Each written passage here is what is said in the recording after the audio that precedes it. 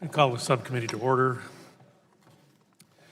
And today we will mark up I recognize myself 3 minutes for an opening statement. Today we will mark up the Food and Drug Administration Reauthorization Act of 2017.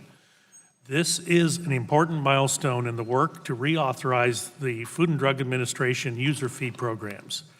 The Food and Drug Administration began holding public meetings on these agreements in 2015, and Congress received the Food and Drug Administration and industry's proposed commitment letters in January of this year.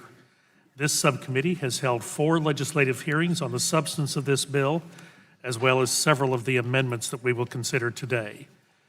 Today's markup is just the latest step in nearly 2 years by the biopharmaceutical and medical device industry, the Food and Drug Administration, and Congress. This bill is bipartisan. This bill is bicameral. It is a priority to complete this work and reauthorize the user fee programs in a timely manner. In each of our hearings, we have heard about the tremendous success of the user fee programs in expanding access to affordable medications, supporting biomedical innovation, and maintaining high standards at the Food and Drug Administration for safety, efficacy, and quality. The Food and Drug Administration Reauthorization Act will build on these successes as well as the achievements in the 21st Century Cures Bill and ensure that the FDA has the resources necessary to get medical treatments and cures to patients and healthcare providers as quickly as possible. I certainly want to thank Chairman Walden and Ranking Member Green, Ranking Member Pallone, and all of the members of this subcommittee for working in concert to improve the substance of this bill, and certainly we all look forward to sending it for presidential signature in short order. In addition to the Food and Drug Administration Reauthorization Act, we will also be considering 2 important public health bills. Representative Bilirakis has an amendment in the nature of a substitute to H.R. 1222. This bill will take several important steps to save and improve the lives of infants and adults affected by congenital heart disease. And finally, I would like to speak in support of H.R. 2410, the Sickle Cell Disease Research, Surveillance, Prevention, and Treatment Act of 2017. This bill that was introduced by Representative Davis and myself would further our commitment to helping those with sickle cell disease by increasing our commitment to research, surveillance, prevention, and treatment through federal collaboration with local and community-based entities. Having cared for patients with sickle cell disease as a physician at Parkland Hospital, I've seen firsthand the devastating effects that this can have on people, patients, and their families. This bill provides an important step forward in ensuring that we have the resources to better understand this disease and to maintain access to the services for those affected by sickle cell disease. I'd like to thank again all of the members of the subcommittee. I know we've all put in a tremendous amount of work on this product. I look forward to advancing it to the full committee. I yield back my time and recognize the ranking member of the subcommittee, Mr. Green of Texas. 3 minutes for an opening statement, please. Thank you, Mr. Chairman. This is the kind of markup we like. All 3 of our bills we've worked on, of course, the FDA reauthorization, much more. We had a number of hearings, but let me first talk about H.R. 1222, the Congenital Heart Futures Reauthorization Act. It was introduced by our colleague on our committee, Congressman Bill Rackus and Congressman Schiff from California. is really important for reauthorization, and I'm glad our subcommittee is doing these reauthorizations to make sure we have everything lined up so we can request funding for the programs through the appropriations process. Our next bill is 2410, the Sickle Cell Disease Research, Surveillance, Prevention, and Treatment Act, both by our chair of our Health Subcommittee, Congressman Burgess, and Congressman Davis. Again, this is very important for the research, and they authorize this particular research program so we can get money from the appropriations process. Now, on the FDA reauthorization, we have a package of 4 user-fee agreements that reauthorize key FDA capabilities to review and evaluate medical products on behalf of the American people. It's critical that these programs be reauthorized in a timely manner. Failure to do so will halt clinical trials, grind research to a halt, and to put new therapy pipeline in jeopardy. We have had hearings on the underlying agreement, and they have what I would call a love fest. Much progress has been made since the first user fee agreement was made in 1992. I'm pleased that we're advancing these 4 negotiated products today. One of the issues, the over-counter monograph reform and establishing a user fee program for OTCs is a critically important issue, and I hope to continue working with my colleagues and in our committee to advance these critical issues. We also are considering several amendments which are bipartisan in nature and will improve our nation's overall health. I look forward to learning more about these amendments from members today and moving forward. And I'll yield back my time, Mr. Chairman. Gentleman yields back. Chair thanks the gentleman. Chair yields to the gentleman from Michigan. 2 minutes for an opening statement, please. Well, thank you, Mr. Chairman. Those who know me know that I've got a long record of supporting innovation when it comes to research and development on new drugs and devices. That's why I was proud to sponsor the 21st Century Cure Acts with my colleague Diana DeGette. This bill broke down the barriers for research and development, putting a greater focus on patient-centered care, and gave billions of dollars in resources to the NIH. When President Obama signed our bill into law in December last year, it marked a truly great victory for patients and researchers across the country. Now that it's law, we've got to make sure that the FDA is able to handle new breakthrough treatments in a timely and predictable fashion, all while still maintaining the highest levels of patient safety. That's why these user fee agreements are so important. My district in Michigan has literally thousands of jobs that are impacted by the legislation, whether it be on the drug side with Pfizer, plant in Portage, Michigan, or the device side at Stryker's headquarters and manufacturing facilities in Kalamazoo, or the generic side at Perigo and Allegan. Passing this legislation is vital to these good-paying local jobs and prevents the FDA from laying off literally 70% of the folks that they have working on approvals. It's important that we do this expeditiously. I yield the balance of my time to Dr. Murphy. I thank the gentleman from Michigan. I want to comment on, I know we're going through this, and I thank the chairman for moving this, these bills through committee. On one of them, I want to comment, Mr. Costello of Pennsylvania will be offering an amendment when this goes to full committee on some of the issues involving medical devices, with regard to third-party persons who service them, and making sure the FDA is working with them to certify them, and so that we end up with quality services throughout that, and that this is something that we're fully aware of. So I do want members to know that that amendment will be coming forth, and it'll be a good one for us to review and support at that time. I yield back. Gentleman yields back his time. The chair now recognizes the ranking member of the full committee, Mr. Pallone, New Jersey. 3 minutes for an opening statement, please. Thank you, Mr. Chairman. Today we're considering 3 bipartisan bills that will reauthorize CDC's congenital heart disease programs, HRSA's sickle cell disease prevention and treatment demonstration program, and FDA's medical product user fee program. H.R. 2430, the Food and Drug Administration Reauthorization Act, would reauthorize FDA's user fee programs in the areas of prescription and generic drugs, biosimilars, and medical devices. This bill is the product of considerable discussion and negotiation between FDA, industry, and additional stakeholders, and also incorporates the bipartisan bicameral work of this committee and the Senate. Swift passage of the user fee reauthorization package will ensure that FDA layoffs will not occur and that the medical product review process will continue uninterrupted, ensuring patient access to the medical treatments they need. I am disappointed that the Trump administration is pushing at the last hour to reopen negotiations on the user fee reauthorizations in order to withhold federal government support for the critical work that is at the heart of FDA's public health mission. The Trump administration should seriously reconsider any reopening of these negotiations. Instead, we should move forward with this bipartisan bill that will allow the FDA to meet its mission of ensuring the medical products that patients and American families use are safe and effective. And I hope that all of my colleagues will reject this proposal and continue the process to reauthorize the user fee programs as agreed to by the FDA and industry. Mr. Chairman, I did want to raise, however, the issue of drug pricing in the time that I have left. Prescription drug prices are rising at an alarming rate, and the problem is widespread. Annual drug spending in the United States is estimated to reach more than $500 billion by 2018, and in 2014, spending grew by 12%, faster than any year since 2002. And this increase is having a real impact on American families, with 1 out of 5 Americans aged 19 to 64 unable to afford the cost of their prescriptions. Throughout the country, and even from our president, there is bipartisan support for action to lower the cost of prescription drugs and make treatments more affordable for patients and their families. Yet despite this commitment from the president, our committee has yet to take a serious look at what can be done to address the high costs of prescription drugs.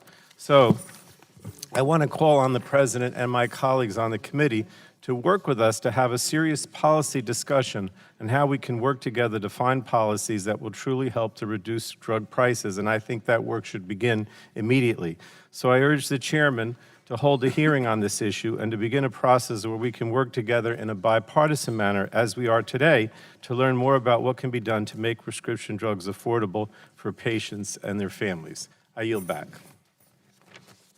Chair thanks the gentleman. Gentleman yields back. The chair recognizes the gentleman from Illinois, Mr. Shimkus, 2 minutes for an opening statement. No. Does anyone on the majority side seek time for an opening statement? The gentleman from Florida, Mr. Billrock, is recognized for 2 minutes for an opening statement. Thank you, Mr. Chairman. I appreciate it. Thank you for holding today's markup so we can take these positive steps forward to help patients. I'm very glad that we are considering the Congenital Heart Futures Reauthorization Act, a bill I introduced to improve the lives of the nearly 40,000 babies born each year with congenital heart defect. The bill reauthorizes CDC's surveillance program of congenital heart defects and ensures important NIH research continues. I'm also pleased the committee is moving a bill I co-sponsored, the Sickle Cell Disease Research, Surveillance, Prevention, and Treatment Act. Sickle cell disease is known for its prevalence in the African American community, but it also impacts the Greek community and other Mediterranean communities. Finally, it's great news that the committee is moving the FDA user fee bill. This will reauthorize the user fee program and make reforms to the FDA to bring about greater efficiency. I'm also proud that the language I worked on with Representative Schrader to lower drug costs will be part of the reauthorized user fee program, and I truly believe this reauthorization will improve the FDA. However, I want to take a moment to talk about the OPEN Act, a bipartisan bill that I introduced with my colleague G.K. Butterfield. OPEN Act would provide an incentive for companies to get mainstream drugs approved for a rare disease. It has the support of over 150 rare disease groups and passed the House in a bipartisan fashion within the 21st Century Cures Act. When 95% of rare diseases have no FDA-approved treatments, we can't sit by and do nothing. I hope that as we move forward with FDA user fees, we can revisit this important legislation and try to help the 30 million Americans suffering from a rare disease. I yield back, Mr. Chairman. Thank you. Chair thanks the gentleman. Gentleman yields back. Chair recognizes the gentleman from California. 2 minutes for an opening statement. Thank you, Mr. Chairman. I'm pleased that our committee is working together in a bipartisan manner to reauthorize the user fee agreements that help to fund the FDA. The FDA ensures that drugs and devices in the U.S. are safe and effective, and we cannot take that important role for granted. However, I must say that FDA could approve all the safe and effective treatments in the world, but it wouldn't matter if no one could afford them. If people don't have access to health insurance that covers necessary treatments like prescription drugs, chemotherapy, or pacemakers, then the existence of those treatments doesn't help them. I'm extremely concerned by the bill that passed in the House. Instead of taking coverage and essential health benefits away and charging people with pre-existing conditions more, we should build on the work that we did in the ACA to make coverage affordable by examining policies in this committee that would keep the cost of prescription drugs down. We need to ensure that we're encouraging innovation and development of new drugs and treatments, especially for diseases that we don't know enough about, like those of the brain, like Alzheimer's and mental illness.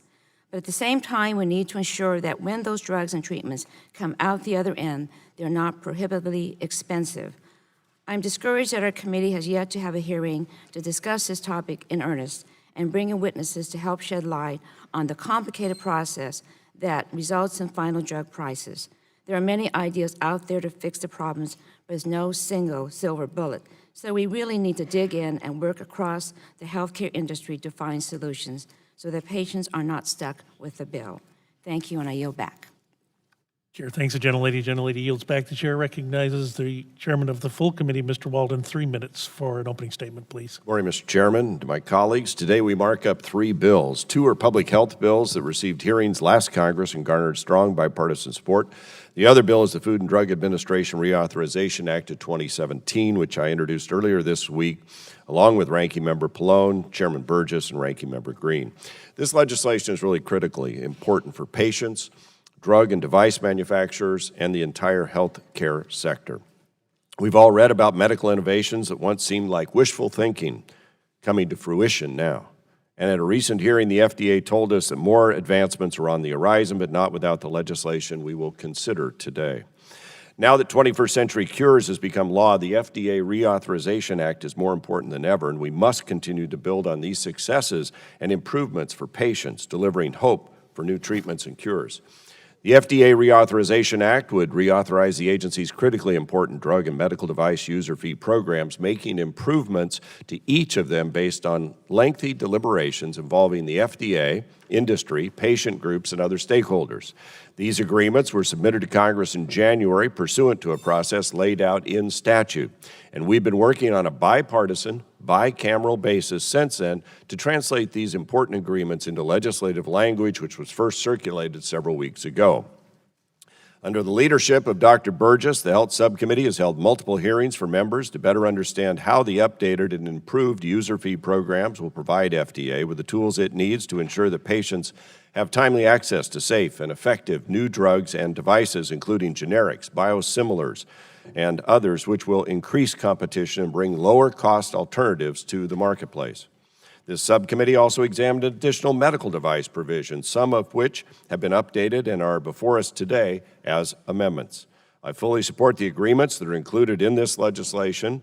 Along with Chairman Alexander, we remain committed to a timely reauthorization. And let me be clear, if we do not have this bill to the President's desk in July, not only will thousands of FDA employees be seeking new employment, but also desperately needed treatments and cures will not reach patients. We cannot and we will not let that happen. I do want to take a moment to thank my colleagues on both sides of the aisle for working on thoughtful ways to improve this legislation. I understand there will be several bipartisan amendments offered today and that there are a host of additional issues that will continue to be discussed and hopefully resolved by our full committee markup. I appreciate everyone's commitment to better this important bill. In addition to the FDA Reauthorization Act, we're also considering 2 public health bills that address 2 relatively common but life-threatening diseases. H.R. 2410, the Sickle Cell Disease Research, Surveillance, Prevention, and Treatment Act of 2017, sponsored by Representative Danny Davis and Chairman Burgess, reauthorizes the Sickle Cell Disease Treatment Demonstration Program. Sickle cell disease is red blood cell disorder that causes lifelong illness. It's the single most common inherited blood disorder in the United States and still has no cure. Through research, surveillance, prevention, treatment, and enhanced collaboration with community-based organizations, this bill will lead to better interventions and eventually a cure to this debilitating disease. Finally, we're considering an amendment in the nature of a substitute to H.R. 1222, the Congenital Heart Failures Reauthorization Act of 2017, by Representative Bilirakis.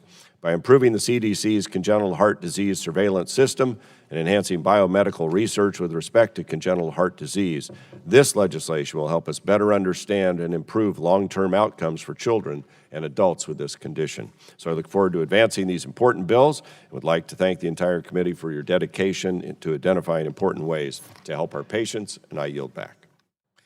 Chair thanks the gentleman. Gentleman yields back. The chair recognizes the gentlelady from Florida, Ms. Castor, for 2 minutes for an opening statement, please. Well, thank you very much, Mr. Chairman. The bills on the agenda today are very positive bipartisan steps, especially the reauthorization of the way we fund new drug development through user fees. It's very important that we get that done. But I wanted to note that here we are halfway through the year already. This Health Subcommittee has had 9 markups and hearings, but not one on tackling the skyrocketing cost of prescription drugs. And we know there is overwhelming bipartisan support from our neighbors back home that their representatives here in Washington take action to lower prescription drug costs. In fact, some polls, if you go out and do a little research, say that it is the #1 issue for our neighbors back home, for policymakers in the White House to act on. But you really don't need polls if you listen when you go back home. I'm hearing it, and I know my colleagues are as well. Recent price hikes, such as the overnight 5,500% increase in the cost of the life-saving drug Daraprim, or the 500% increase in the cost of EpiPen, and the $84,000 price tag for the hepatitis C drug Sovaldi, have exposed the injustice in America's drug pricing system. Mr. Chairman, I note that the Senate Health Committee intends to hold a hearing. They said, we'll schedule a hearing in the near future on drug spending in the U.S., including what we currently spend on drugs, what types of drugs, and what the projections are for drug spending in the future. This committee should not be derelict. We should take this on, and we can tap the expertise from folks all across this country that understand it and begin to draft policies to address the issue. And that's my hope and my recommendation to the committee. Thank you, and I yield back my time. The gentlelady yields back. Chair thanks the gentlelady. Does anyone else on the majority side seek recognition? Seeing none, Dr. Schrader, recognized for 2 minutes for an opening statement, please. Well, thank you very much, Mr. Chairman. I appreciate it. Well, it's been clear that there are number of things we've disagreed on so far in the committee. I think that it's nice here today and hopefully in the future to celebrate some of the bipartisan things we do agree on. This FDA user fee legislation that we have in front of us here is just such an opportunity. Thanks to bipartisan work, especially by our committee staff and our personal ledge staff, today we'll approve the FDA Authorization Act, which will ensure timely review of new drug and biologic applications. It'll streamline medical device and biosimilar regulations, and it'll speed up the review of generic drug applications, all saving consumers money by ensuring a more smooth regulatory process. I plan to offer a bipartisan amendment with my colleague Gus Bilirakis, which will further enhance the generic drug program to spur additional competition in the marketplace and help bring prescription drug costs under control, where bad actors have jacked up these prices dramatically. I'll speak more about my amendment when I offer it later, but I wanted to take time to thank my colleague, Mr. Bilirakis, Chairman Walden, Ranking Member Pallone, Chairman Burgess, Ranking Member Green, for committing to a nice bipartisan process that has created some genuinely very good policy. And I yield back, Mr. Chairman. Chair thanks the gentleman, and the gentleman does yield back. Does anyone on the majority side seek time for an opening statement?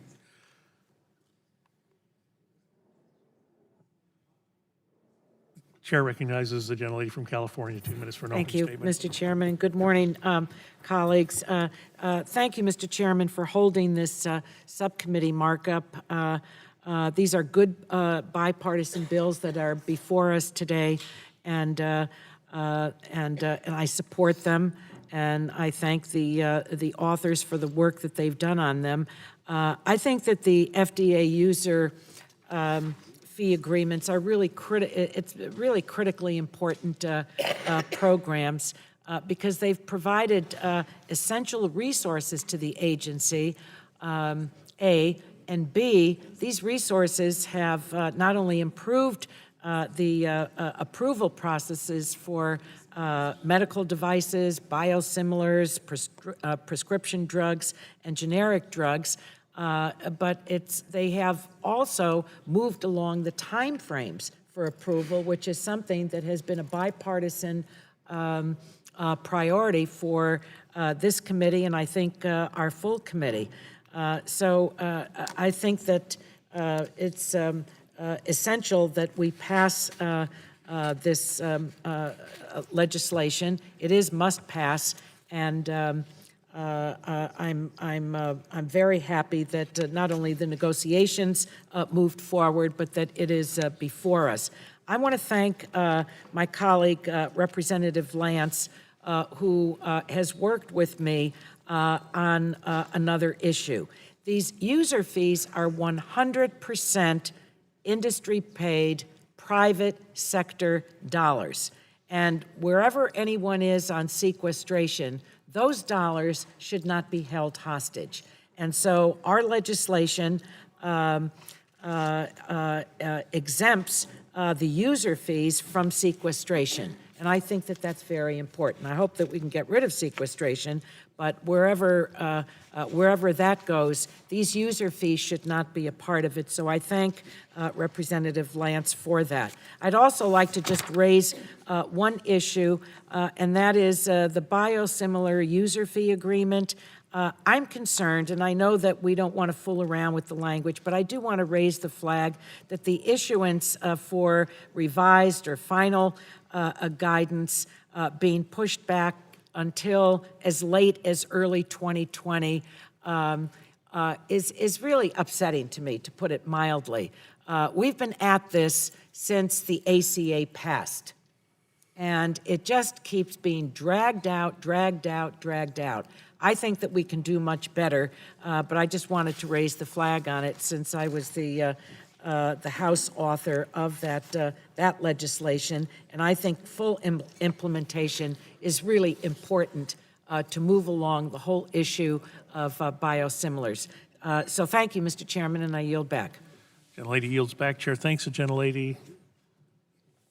Does any member on the majority side seek recognition? Seeing none, the chair recognizes the gentlelady from Colorado. 2 minutes for an opening statement, please. Thank you, Mr. Chairman. Thank you for bringing up these three important bipartisan bills.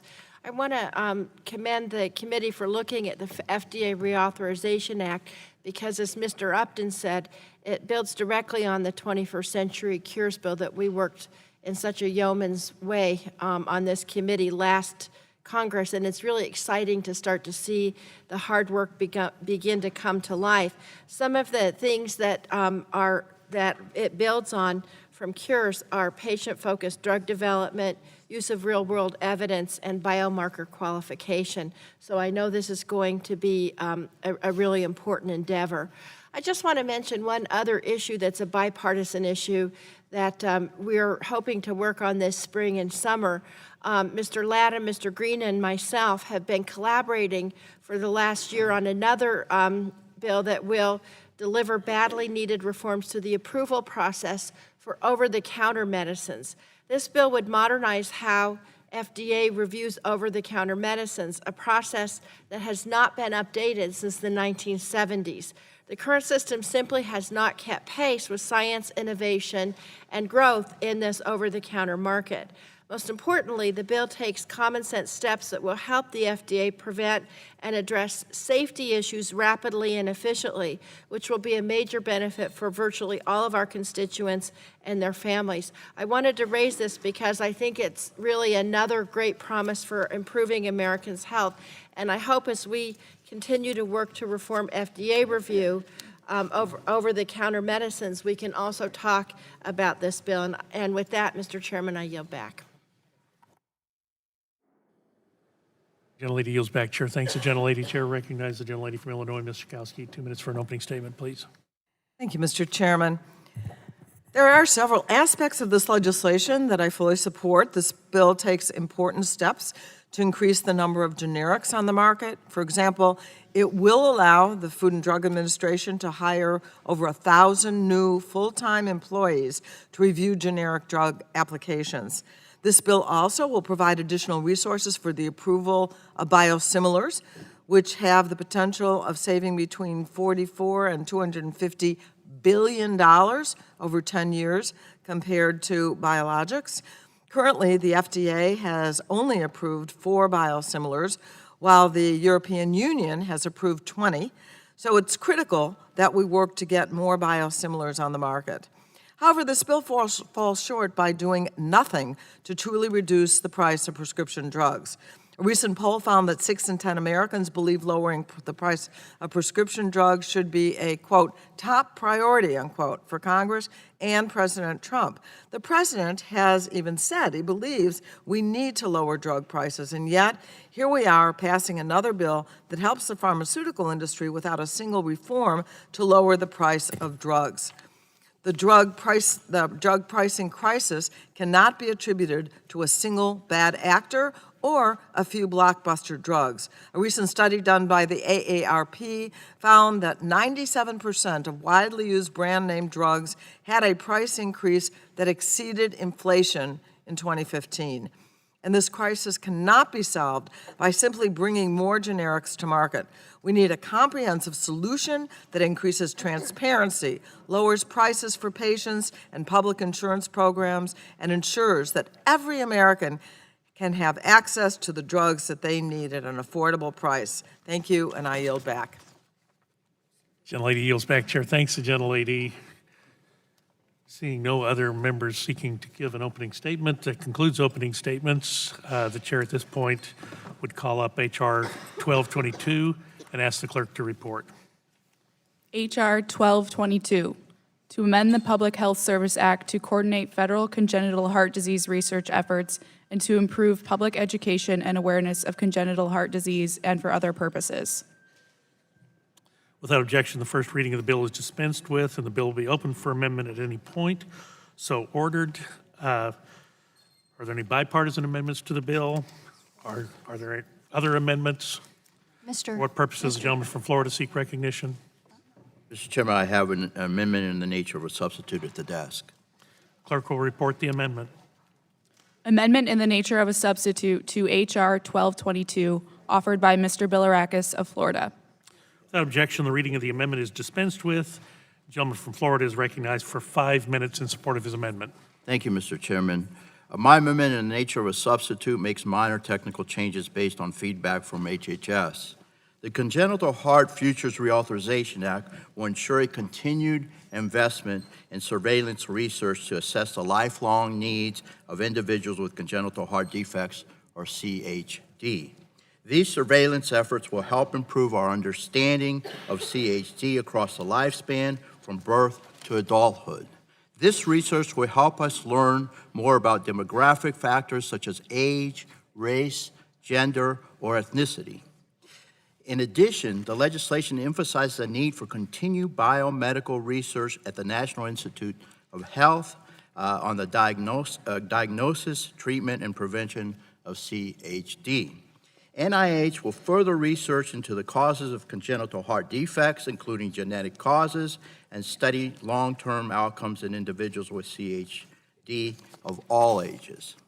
NIH may study data collected over a lifetime to identify effective treatments and outcomes and identify barriers to lifelong care for individuals with congenital heart defects. I was proud to be one of the original authors of this bill when it first was introduced in 2009 with my colleague, Congressman Zach Space, a former member of this committee. And I'm proud to be able to champion this bipartisan reauthorization bill with my colleague, Congressman Adam Schiff. This bill has the strong support of the Adult Congenital Heart Association, the Pediatric Congenital Heart Association, the American College of Cardiology, the American Society of Echocardiography, the Society of Thoracic Surgeons, the American Heart Association, and the National Down Syndrome Society. and others as well. CHD is the most common birth defect and the leading cause of birth defect-related infant mortality. It is true public health. It's a true public health issue, and as late night show host Jimmy Kimmel noted just a few weeks ago, it does not discriminate by race, gender, or socioeconomic status. The road ahead may be scary and uncertain for any parent with a newborn who has CHD, but this bill helps give hope to those coping with the diagnosis. Nearly 1 in 100 babies are born with CHD, and more than 5% will not live to see their first birthday. Even for those who receive successful intervention, it is not a cure. Children and adults born with CHD require ongoing, costly, specialized cardiac care and face a lifelong risk of permanent disability and premature death. As a result, healthcare utilization among the CHD population is significantly higher than the general population. It is estimated that compared to their peers, the medical costs for individuals with congenital heart defects are 10 to 20 times greater. Hospitalization costs for pediatric patients alone total more than $5.6 billion each year, which is 15% of all hospitalization costs for patients 20 years of age and younger. Despite its prevalence and significance, there are still gaps in research and standards of care for CHD patients. Previous congressional support of CDC's National Center on Birth Defects and Developmental Disabilities has yielded an increased understanding of the public health burden of this condition. But for the sake of the estimated 40,000 babies who will be born in the next year with CHD, there's more work to be done. I ask for the adoption of this amendment in the nature of a substitute and for the swift passage of this bill. I yield back, Mr. Chairman. Thank you. Chair, thanks, the gentleman. Gentleman yields back. Other discussion on the amendment? The chair recognizes or for what purpose does the gentlelady from Washington seek recognition? Mr. Chairman, I move to strike the last word. The gentlelady's recognized for 5 minutes. Thank you, Mr. Chairman, and I want to thank Representative Bill Rackus for his work and leadership on this legislation. And I speak not just as a fellow colleague, but as a mom. As most of you know, my son, our oldest, our son Cole, was born with that extra 21st chromosome, Down syndrome.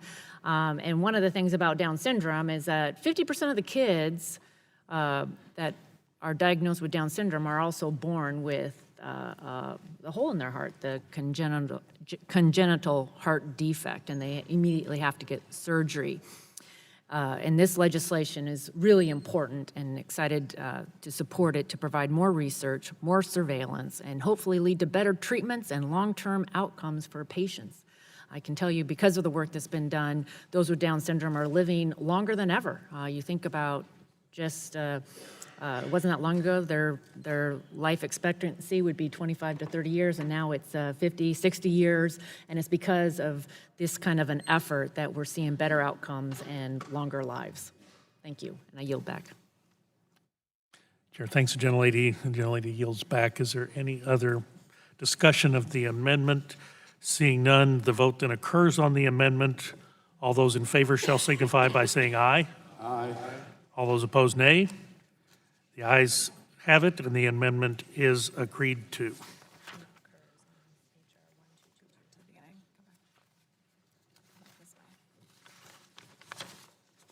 The question now occurs on forwarding H.R. 1222 to the full committee.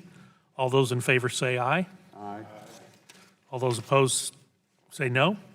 The ayes appear to have it. The ayes have it, and the bill is agreed to. Chair then calls up H.R. 2410 and asks the clerk to report. H.R. 2410, to amend the Public Health Service Act to reauthorize a sickle cell disease prevention and treatment demonstration program and to provide for sickle cell disease research, surveillance, prevention, and treatment. Without objection, the first reading of the bill is dispensed with, and the bill will be open to amendment at any point, so ordered. Are there any bipartisan amendments to the bill? Are there any amendments to the bill? Chair will recognize himself to strike the last word to speak on the bill. I recognize myself for 5 minutes. H.R. 2410, the Sickle Cell Disease Research, Surveillance, Prevention, and Treatment Act of 2017, has been introduced by Representative Davis of Illinois and myself. Sickle cell anemia is an inherited disease in which red blood cells are unable to properly carry oxygen throughout the body. The condition causes severe episodes of pain and fatigue, can lead to damage of the eyes and other organs. This important legislation would reauthorize the Sickle Cell Disease Treatment Demonstration Program and enhance the Secretary's ability to conduct surveillance on the epidemiology of sickle cell disease and implement public health initiatives, identify and evaluate sickle cell disease prevention and treatment strategies. This bill will move us one step closer to improving the quality of care and symptom management for those affected, and I urge support and yield back the balance of my time. Is there other members seeking recognition on H.R. 2410? Seeing none, the question then occurs on the bill 2410. All those in favor will say aye. Aye. All those opposed, no. The ayes appear to have it. The ayes have it, and the bill is agreed to. The question now occurs on forwarding H.R. 2410 to the full committee. All those in favor say aye. Aye. And those opposed, no. The ayes appear to have it. The ayes have it, and the bill is agreed to.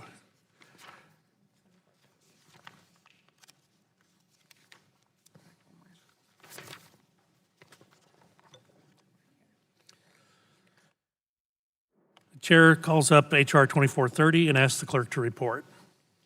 H.R. 2430, to amend the Federal Food, Drug, and Cosmetic Act to revise and extend the user fee programs for prescription drugs, medical devices, generic drugs, and biosimilar biological products, and for other purposes.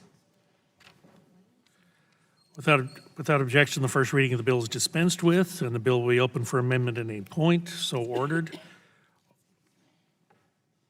Are there any bipartisan amendments to the bill? For what purpose does the gentleman from New Jersey seek recognition? Oh, Mr. Chairman, I'd just like to strike the last word and speak in support of the bill. Gentleman's recognized for 5 minutes. Thank you. Mr. Chairman, the package of user fee agreements before us today represents nearly 2 years of work between the FDA, industry, and other stakeholders.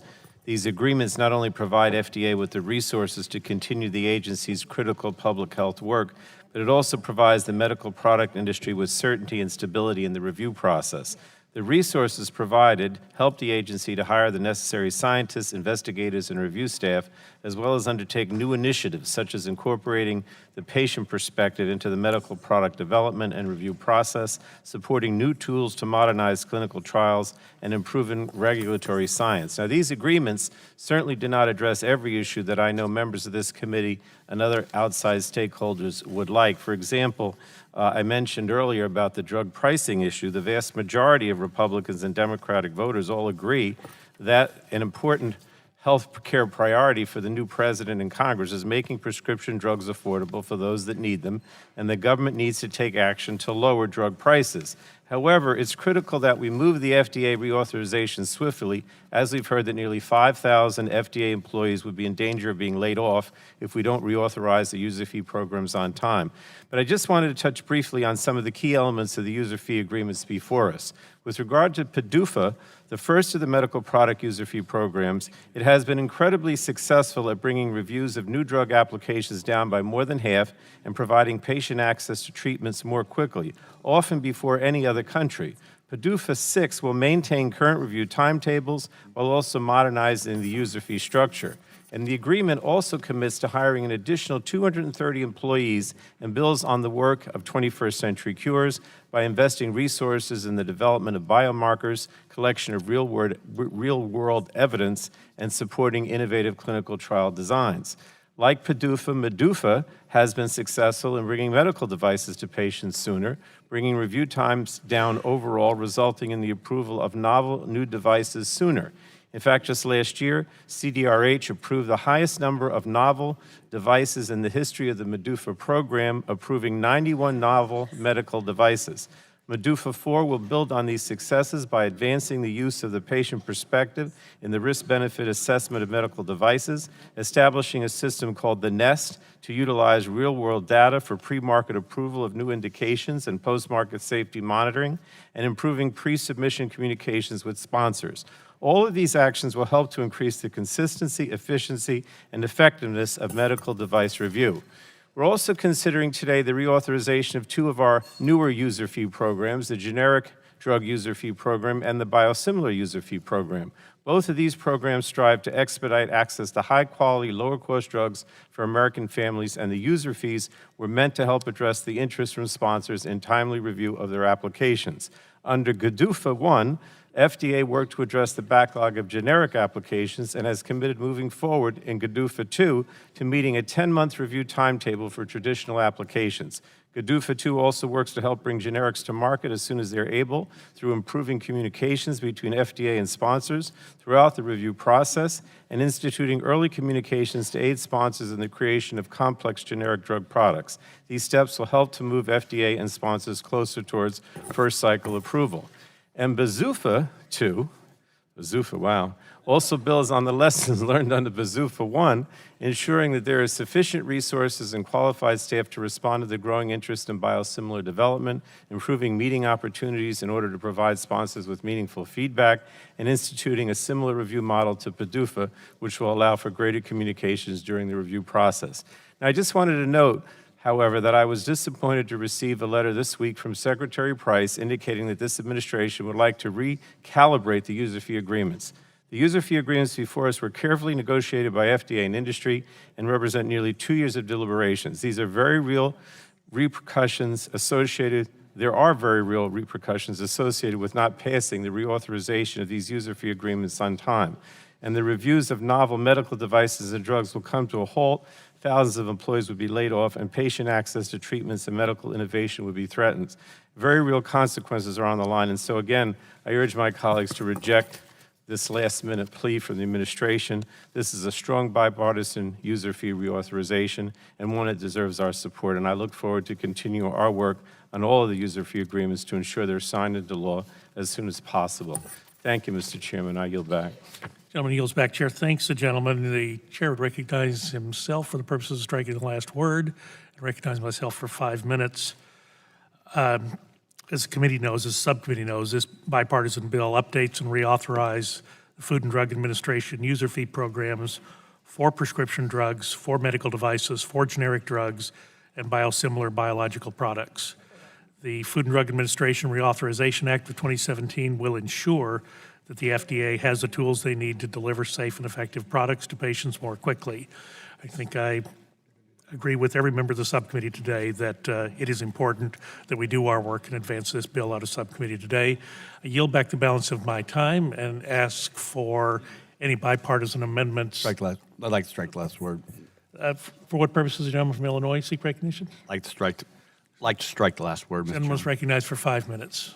Thank you, Mr. Chairman. And I'm very supportive of the whole UFA package. This is probably a unique opportunity to do some add-ons as we've agreed to in the past, and I think they have to be bipartisan, and I think they have to have passed that test of policy writers that will be accepted and moved. So in that spirit, I want to mention something that I hope we can get some buy-in and work on, stuff we've talked about in other Congresses on the antimicrobial or the superbug issue, which is a calamity that could occur, and how do we get responsive antibiotic drugs and remedies to the market as soon as possible. It's something I've worked with Ranking Member Green on, and I would hope that we could add this to the package in between the markup here and the markup to the full committee.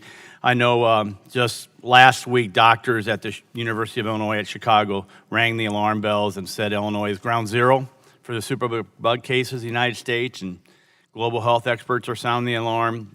You can go through the stories, and the whole issue is we need to be prepared to administer antibiotics in a large amount as quickly as possible So the drug companies are being asked to be prepared to prepare something that we hope we never have to use. So that's kind of the business debate, is that in this case, they have to be able to respond quickly and prepare something and have something on the shelf that we hope we never have to use. So in that vein, I would hope that we can, as in past Congresses, get a chance to work with colleagues like I have with Mr. Green before and add this to the package. I don't think it's controversial in the past, and in fact, FDA has been pretty supportive of this, and Janice Woodcock and her testimony. With that, I yield to my friend from Texas. Thank my colleague for yielding, and thank him for partnering with us over the years. Superbugs remain a major issue. 23,000 Americans die of infections from drug-resistant bacteria for which we have no cure. The pipeline is dry and the threat is grave. Last user fee reauthorization, we had the GAIN Act. In the 21st Century Cures, we had an ADAPT to address some of the regulatory barriers to the antibiotic development. We need robust incentives to address this broken market. Absent new treatments, surgery, neonatal care, chemotherapy, and other medical innovations will be too dangerous to perform. I want to thank my colleague, Congressman Shimkus, for his partnership and leadership on this, and I hope the committee maintains its commitment to addressing the antibiotic resistance crisis, because it is a crisis in our country. And I look forward to working with you, if not on this bill, on future legislation. And thank you for the time. And I yield back. Thanks, the gentleman. Gentleman yields back. Does anyone else seek to strike the last word? I do. For what purposes, the gentleman from Missouri seek recognition? Chairman, I'd like to strike the last word. Gentleman's recognized for 5 minutes.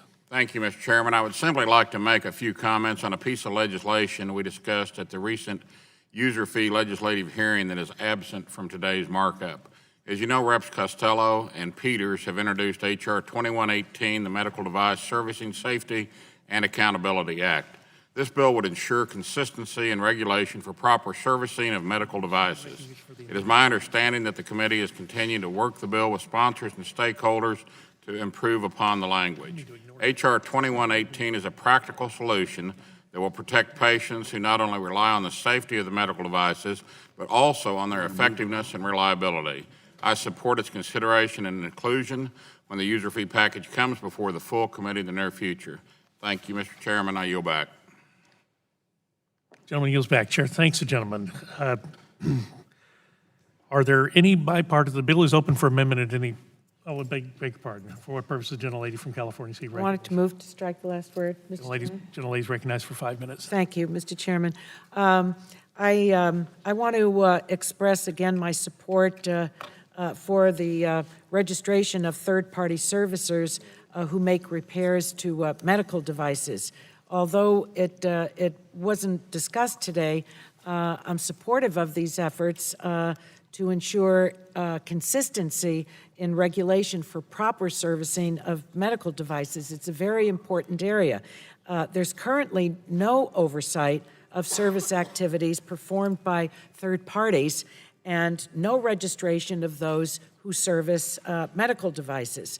Third-party servicers are currently not even required to register with the FDA, creating, I think, an enormous blind spot in the very important medical device industry. So I think that this is a serious patient safety issue.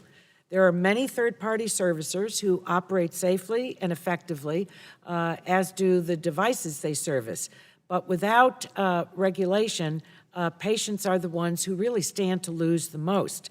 The medical device servicing industry has changed significantly since the issue of device servicing was last seriously considered by the FDA almost 20 years ago. So this hasn't been examined for almost 2 decades.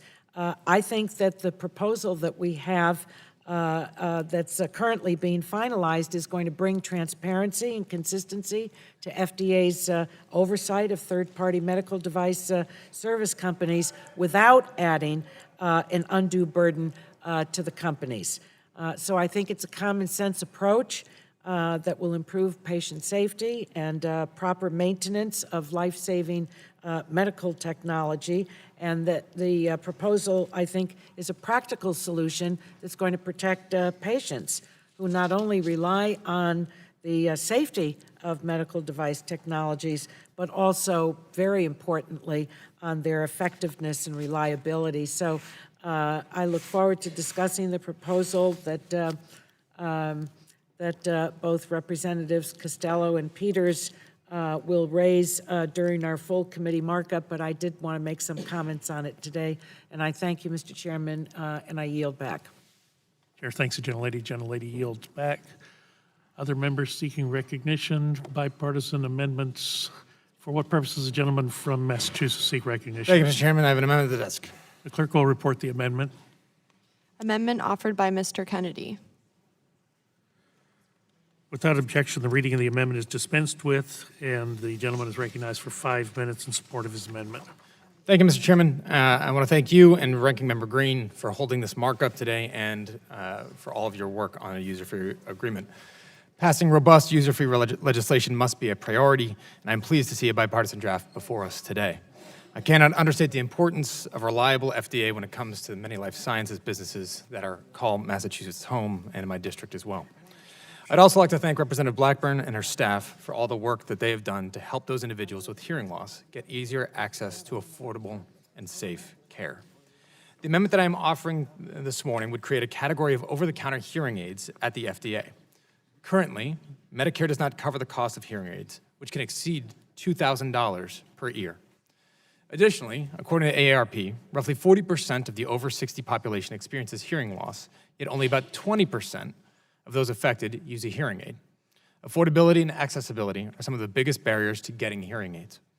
That's why Congresswoman Blackburn and I introduced the bipartisan legislation, and why it already has support of consumers, doctors, industry, and AARP.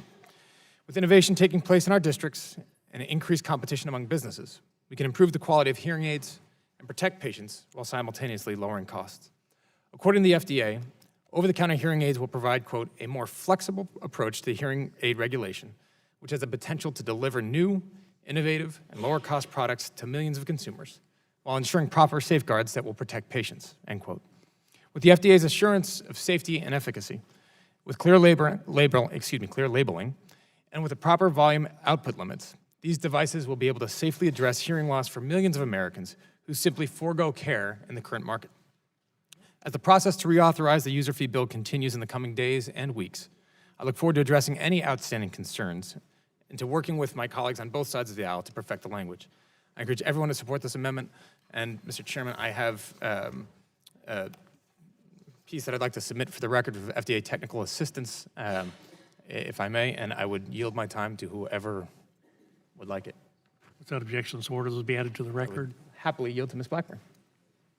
Thank you, Mr. Chairman, and I am so pleased to join Mr. Kennedy in this amendment and in making this something that is available for our constituents. I think it's important to note that under current regulations dating back to the 70s, only 20% of the Americans who could benefit from hearing aids actually end up getting one. And as we heard in the subcommittee hearing earlier this month, the primary reason for the low rate of utilization and adoption includes the high cost of hearing aids, which is over $4,000 per pair, and it is a stigma. And then you have the cost and then difficulty accessing it. Now, Mr. Kennedy mentioned different people that have supported making this change. You have PCAST, you have the National Academies of Science, Engineering, and Medicine have recommended that the time has come for consumers to be able to access hearing aid products over the counter for treatment of mild and moderate hearing loss. The bill addresses each of the key reasons identified by experts for the low utilization of hearing aids.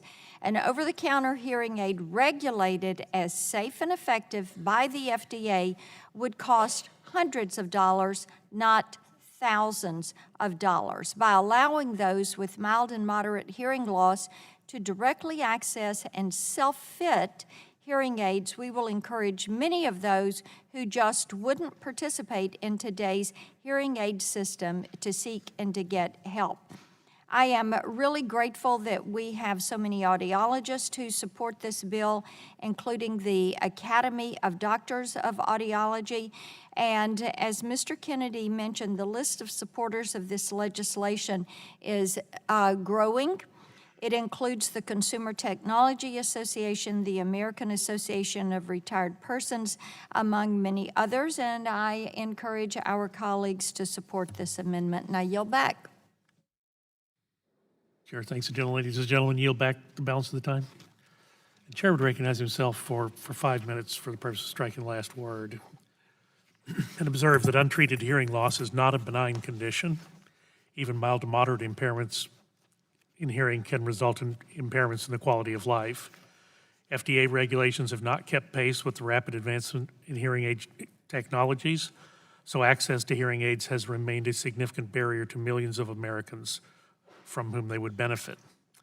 This amendment before us today is based on H.R. 1652, authored by Mr. Kennedy and Ms. Blackburn. By directing the Food and Drug Administration to establish a category of over-the-counter hearing aids, Americans with mild to moderate hearing loss will benefit from life-changing and in some cases life-saving hearing technologies at competitive prices. At a hearing of this subcommittee several weeks ago, Dr. Jeffrey Shuren from the Food and Drug Administration, Dr. Frank Lynn, a Johns Hopkins ear, nose, and throat physician, and a leading expert on hearing loss, unequivocally agreed with the conclusions of the President's Council of Advisors on Science and Technology and the National Academies of Science, Engineering, and Medicine, an NIH-funded, peer-reviewed, placebo-controlled study that a category of OTC hearing aids would be safe and effective for adults with mild to moderate hearing loss. Dr. Shuren and Dr. Lynn also testified that there is no scientific nor any medical basis to justify medical screening as a condition of purchasing an over-the-counter hearing aid, since the likelihood of detecting a serious treatable condition is minute, but the burden of such a requirement could be a significant barrier to access for consumers. Furthermore, the legislation does require the Food and Drug Administration to establish safe output limits and safety labeling to protect children and those with other serious ear conditions. I urge my colleagues to support me, to join me in supporting this bipartisan, bicameral effort to greatly improve the lives of Americans who are hearing impaired. And I will yield back the balance of my time. Does any other member seek recognition? For what purposes, the gentlelady from California seek recognition? Mr. Chairman, I move to strike the last word. And the lady's recognized for 5 minutes. As the co-lead with my colleague on the other side of the aisle, Representative Guthrie, of the Early Hearing Detection and Intervention Authorization Bill to ensure babies are screened for hearing loss, I am very interested in ensuring that infants and children with hearing loss are given every opportunity to learn, grow, and thrive. And on the other end of the spectrum, I am also concerned about the impact of and availability of hearing aids for older Americans.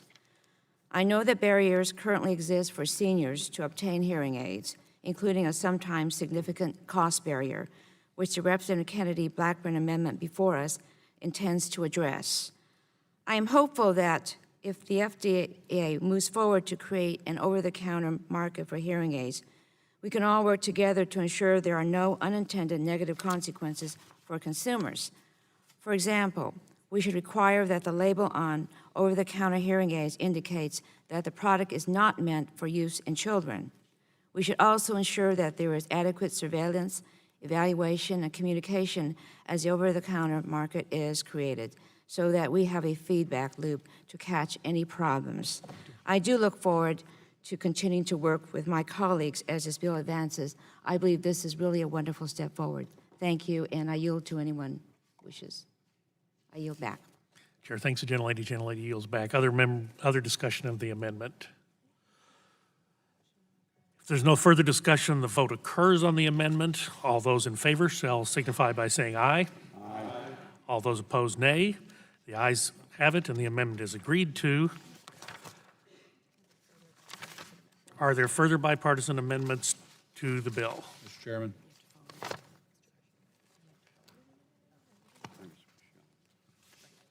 For what purpose the gentleman from Indiana seek recognition? I have an amendment at the desk. Clerk will report the amendment. Amendment to H.R. Clerk will suspend. The chair failed to mention that the amendment was agreed to. It will be reported. Now we will proceed with the gentleman from Indiana's reading of the reporting of the gentleman from Indiana's amendment. Amendment to H.R. 2430, offered by Mr. Bouchon. The reading of the amendment is dispensed with. And the gentleman is recognized for 5 minutes on his amendment. Thank you, Mr. Chairman. This amendment contains the text of H.R. 1736 with FDA technical assistance changes. It seeks to improve the quality and efficiency of the inspection process for medical technology manufacturers by applying a transparent and risk-based approach to the frequency and nature of device establishment inspections, allowing FDA to focus its resources where they are needed most and reducing the regulatory burden on establishments with a strong history of compliance. This amendment also improves the communications process between the FDA and manufacturers to provide more consistency and certainty for device establishments. I'd like to thank Ms. Brooks, Mr. Butterfield, and Mr. Peters for their leadership on this amendment. I urge my colleagues to support this amendment, and I look forward to moving this legislation through the subcommittee, the committee, and to the House floor, and I yield back the balance of my time. Chair thanks the gentleman. Gentleman yields back. The chair, for what purpose does the gentleman from North Carolina seek recognition?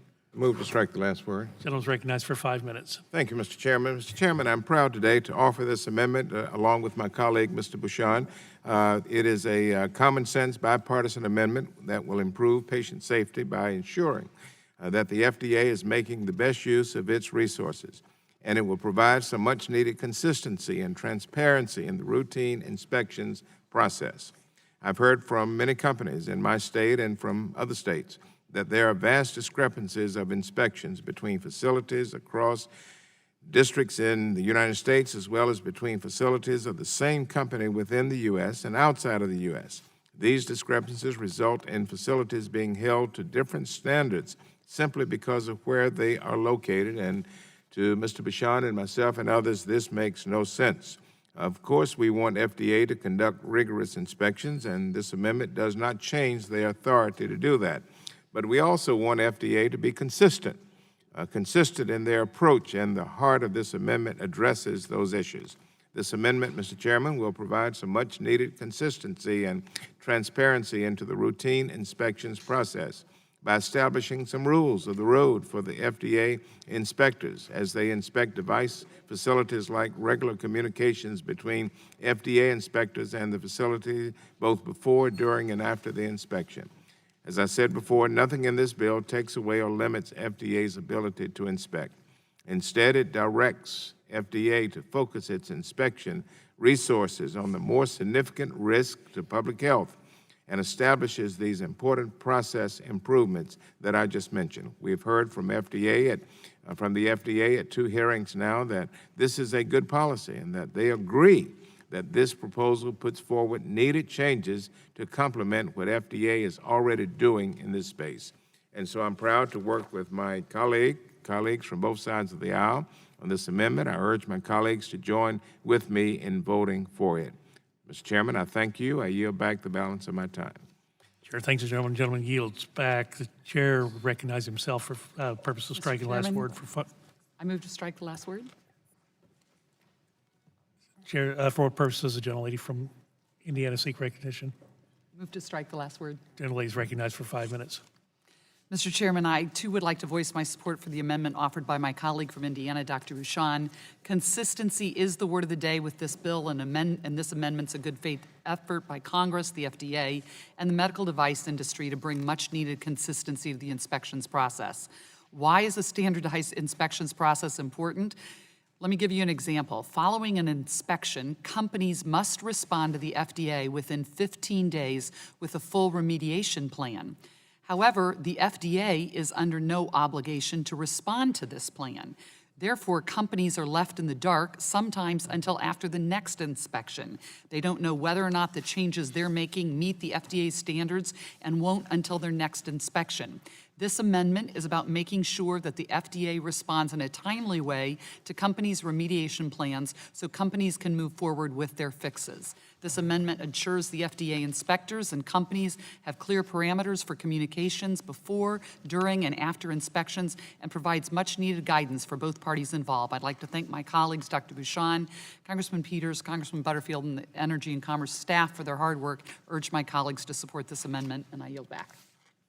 Chair thanks the gentlelady. Gentlelady yields back. Further discussion on the amendment. If there's no further discussion, the vote will occur on the amendment. All those in favor shall signify by saying aye. Aye. Those opposed, nay. The ayes have it, and the amendment is agreed to. Are there further amendments on the bill?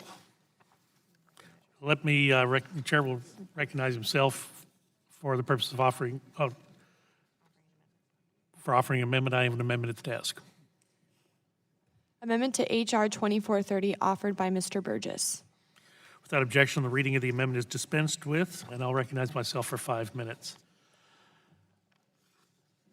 This amendment is identical to a bill introduced by Representatives Lance, Dingell, Green, and myself, H.R. 2376, the Drug Diversion and Counterfeit Crackdown Act of 2017.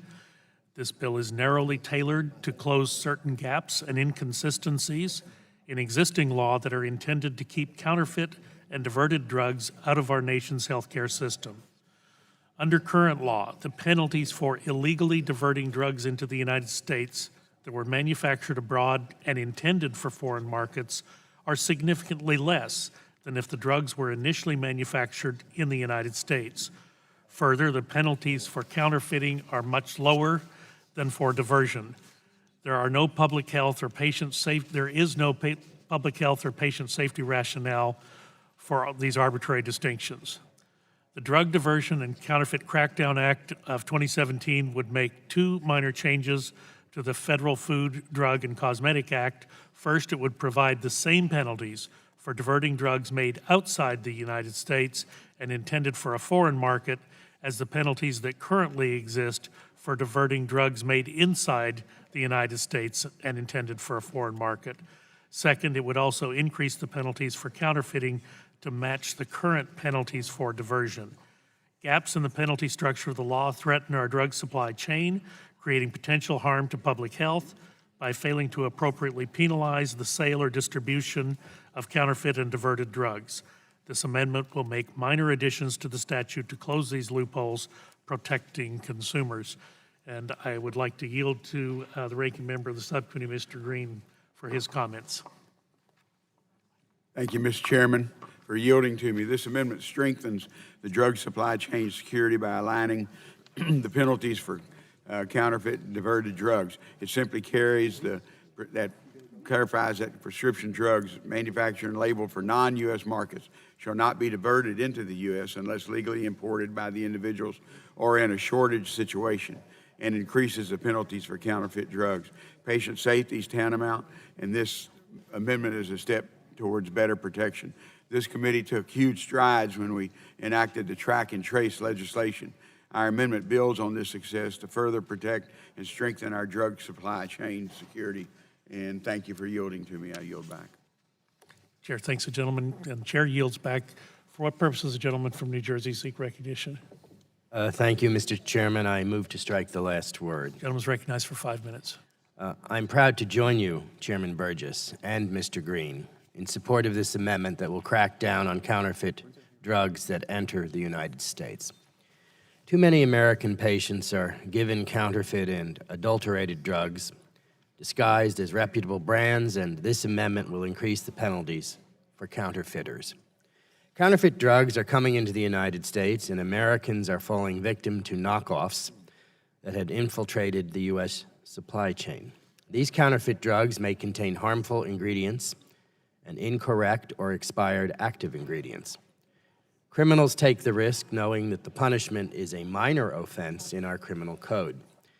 That needs to change. We need to strengthen the system and protect patients.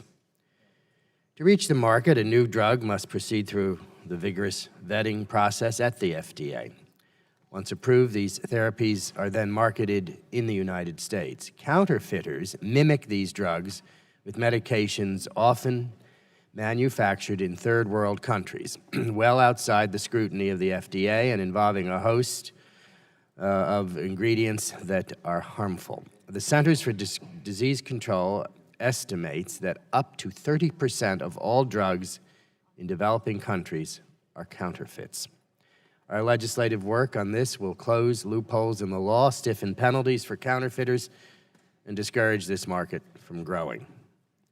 On a brief, unrelated note, Mr. Chairman, my thanks to you for the work the committee has done and the outreach that Representatives Costello and Peters have done to me and my office related to their third-party servicing bill. I hope that this is an issue the committee will continue to include in the final user fee package. Thank you, Mr. Chairman, for your support of this important amendment that will protect the safety of the American people, and to Mr. Green as well, and I yield back the balance of my time.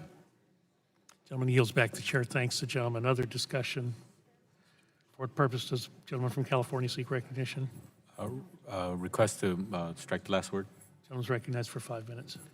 Thank you very much, Mr. Chairman. I think it's important for everybody, for our constituents to understand how serious this matter is. This matter, and I'd like to thank the authors for this measure, is in the tens of billions of dollars a year.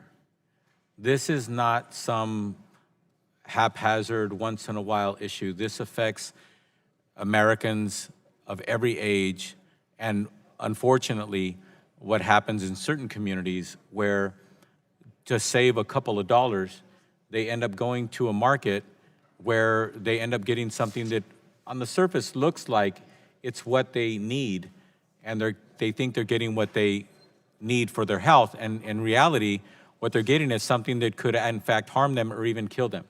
So the magnitude of this issue is tremendous, and I think that we need to continue with this measure and any measures to make sure that we close this horrendous act that actually, in the end, does in fact take people's lives. So I'd like to thank the authors. Would the gentleman yield? Yes, I'll yield. I just want to underscore that. Some years ago, we had a series of hearings in the Oversight and Investigations Subcommittee about the tremendous pressures that counterfeit drugs are putting on our entry sites into the U.S., and how when people are ordering these drugs, they have no idea.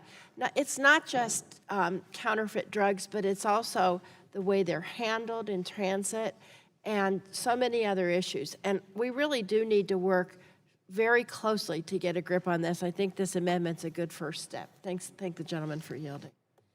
Gentleman yields back. Chair, Yield back. Thank you. Chair thanks the gentleman. For what purpose does the gentleman from Kentucky seek recognition? I move to strike the last word. Gentleman's recognized for 5 minutes. Thank you, Mr. Chairman. I would like to strike the last word to speak about my bill, H.R. 2026, the Pharmaceutical Information Exchange Act of 2017. Earlier this year, the FDA released a draft guidance to enable greater post-approval communication of healthcare economic information between medical and product manufacturers and population health decision makers such as health plans and integrated delivery networks. The FDA guidance was 20 years in the making, and this committee passed a law in 1997 to create a safe harbor for this communication, but FDA never released guidance to the industry on how the agency would interpret the law. FDA's issuance of a draft guidance in January is a welcome step in the right direction, but it leaves several issues unresolved that warrant targeted clarifications in the statute. In my bill would enable greater information exchange in order to guide health plans, pharmacy benefit managers, and others who develop prescription drug formularies and help them make well-informed decisions about the benefits and costs of medications for the populations they cover. Patients benefit when these formulary decisions are informed by the most recent and reliable scientific evidence on drugs, beyond just what was learned from the clinical trials conducted for FDA approval. Our committee has addressed post-approval information exchange. We should take the next logical step by addressing what information can and should be exchanged pre-approval by considering H.R. 2026. That draft FDA guidance from January also includes a helpful first step towards creating a safe harbor for pre-approval communications and the sharing of information between manufacturers and payers. However, the draft guidance remains non-binding. If our experience with post-approval communications taught us anything, it's that we need both a law to establish the principle and guidance to interpret and clarify the details. Without a legislative safe harbor, corporations are going to avoid this area to ensure they don't violate the current prohibitions against pre-approval promotion of medical products. Pre-approval information exchange is important to manufacturers, payers, and integrated healthcare delivery networks because it will increase the utilization of value-based pharmaceutical payment models. It will also allow payers to forecast and budget more accurately for their pharmaceutical spend instead of being surprised by mid-year breakthrough drugs like the recent advances in hepatitis C treatment. I hope my colleagues will take a look at my bill, H.R. 2026, the Pharmaceutical Information Exchange Act of 2017, and I invite anyone who is interested in sitting down and working through outstanding questions or concerns they might have before the full committee markup. I'd also like to submit a letter dated April 19th that was submitted to the FDA in response to their draft guidance document. The letter supports the approach taken in H.R. 2026.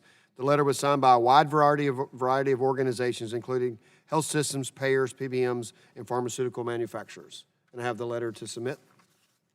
Without objection, so ordered. And I would like to yield to the chairman of the full committee, Mr. Walden. I thank the gentleman from Kentucky for his work on H.R. 2026, the Pharmaceutical Information Exchange Act. You know, last year in 21st Century Cures Act, our committee took important strides to ensure that better information sharing between the innovators who discover new treatments and the payers that provide access to patients. We think this is important. However, more work is needed to modernize the FDA regulations that needlessly restrict and hamper the sharing of clinical and health economic information. Decisions that payers make regarding coverage and formulary placement are critical in ensuring the right patient is getting the right drug for the right value. These decision makers have stated that waiting for FDA approval needlessly delays and blocks access to important clinical and economic data to inform their judgment. As noted by the Academy of Managed Care Pharmacy, and I quote, access to this information is needed 12 to 18 months before FDA approval when organizations are deciding on terms of coverage and budgetary assumptions for state health insurance rates filings, Medicare and Medicaid bids, and contracts with healthcare purchasers and other financial arrangements, close quote. Federal law and regulations are not allowing this important exchange of information to occur. There's simply no good reason we should continue the status quo. Your bill, Mr. Guthrie, is a good step toward addressing this glaring problem. I believe it's something we need to move forward on. The broad array of managed care plans, health systems, biopharma innovators, economists, and academia backing your effort is a strong indication that you've put forward a good idea whose time has come. Our laws must be updated to ensure the right patient is getting the right treatment for the right value. I yield back. Gentleman yields back. The chair thanks the gentleman. Are there other members seeking discussion of the amendment? For what purpose does the gentleman from Virginia seek recognition? Mr. Chairman, strike the last word. Gentleman's recognized for 5 minutes. Thank you, Chairman Burgess. This is a good amendment, but I would like to take this time to discuss a collateral issue that you know well, both in your previous life as a practicing physician and in your current role as a legislator. The long overdue need for Congress to clarify how medical product manufacturers can responsibly engage in a meaningful dialogue about data and information that is not included in their product labeling. When FDA approves a drug or device, it is authorizing the manufacturer to market the product for certain uses or in specific manners that are included in the label. While manufacturers cannot promote or advertise their product for off-label uses, doctors prescribe and administer drugs and devices based on their medical expertise and information they have gathered from a variety of sources that are not limited to the FDA-approved labeling. Oftentimes, the information contained in the labeling is vastly different than the accepted uses of the product in clinical practice. We have heard time and time again that a large percentage of cancer, rare disease, and pediatric patients receive off-label treatments as the standard of care. In fact, estimates suggest that around 40% of overall prescribing decisions are off-label. Product manufacturers often have data and scientific findings that would inform physicians as they are determining the best course of treatment for their patients. However, not only has the FDA strictly prohibited companies from proactively disseminating such information with the threat of criminal penalties and multi-billion-dollar fines attached, the agency has recently made the case that the company's mere knowledge that one of their products is being used off-label could constitute evidence to be used against them in a court of law. Starting around 2011, the legal landscape began to dramatically shift. There have been a number of court decisions that raise significant First Amendment questions about the FDA's authority to restrict a drug or device manufacturer from communicating truthful and non-misleading off-label information about their products. Regardless of what one may think about the outcome of these decisions, the bottom line is that the judiciary branch has become the de facto policymakers due to our inaction. I would argue that federal judges and their clerks have a less nuanced understanding and appreciation for the FDA approval process than does this committee. Congress needs to step up to the plate and responsibly set the rules of the road before it is too late, which is why I introduced H.R. 1703, the Medical Product Communications Act. This is not a bill about television ads or snake oil salesmen. This is a good faith attempt to ensure that companies who often have the most accurate and up-to-date information about their products can provide doctors and researchers with that information and in the appropriate context to improve patient care and facilitate additional research. I have letters here from over a dozen rare disease patient advocacy groups as well as the Healthcare Leadership Council expressing strong support for H.R. 1703. I would like to insert those into the record. Without objections ordered.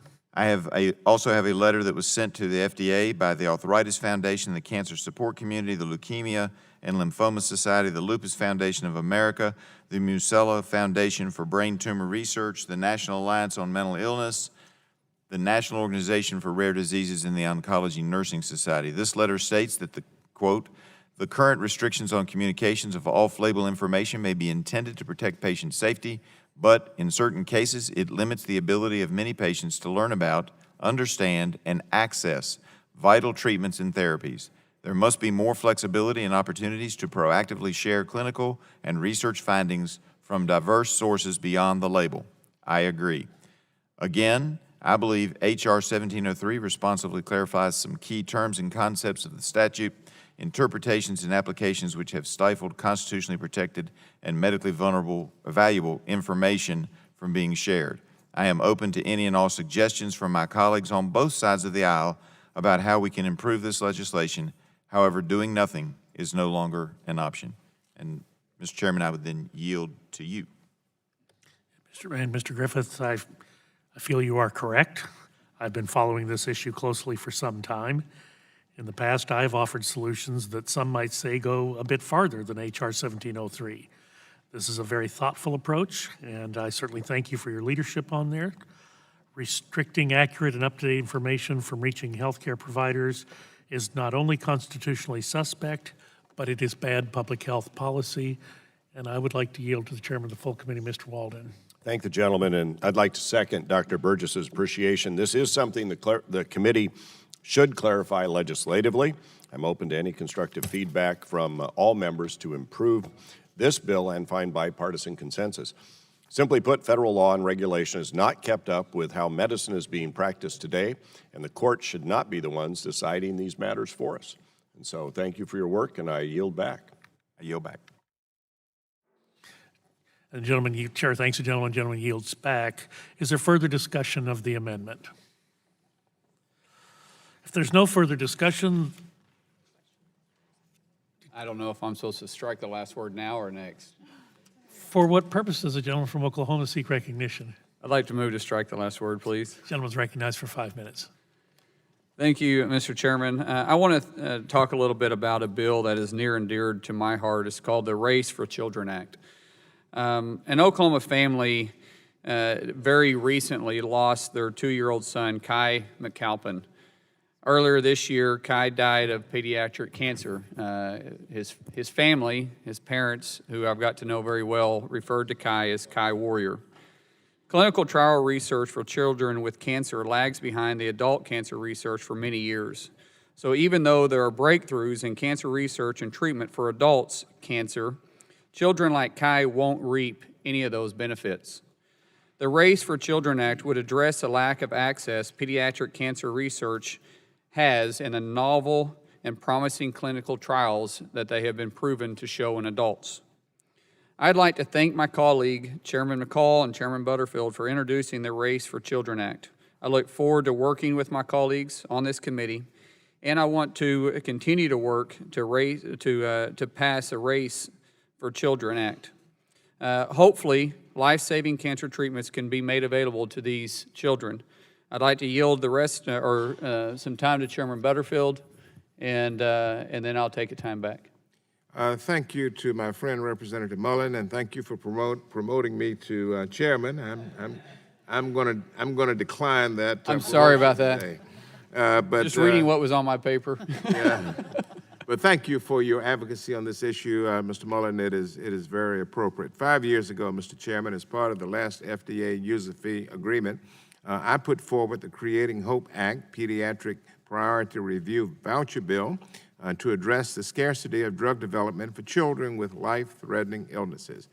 And so I'm proud to say that Congress passed the Creating Hope Act in 2012 as part of the last FDUFA agreement. I'm also proud to report that last year, as part of the 21st Century Cures Act, Congress reauthorized the pediatric PRV program. The PRV program has transformed the development of drugs expressly for children by creating almost $1 billion in voucher sales. However, besides drugs developed expressly for children, there are also many drugs developed for adults that could benefit children. In fact, there are almost 900 drugs, Mr. Chairman, in the adult cancer pipeline. However, only a handful are in development for children with cancer. This is an opportunity. If the science is available to find better cures for adults, why can't we also apply these cures for children? In fact, there is a law, the Pediatric Research Equity Act, that requires companies developing adult drugs to also undertake studies of their drugs in children.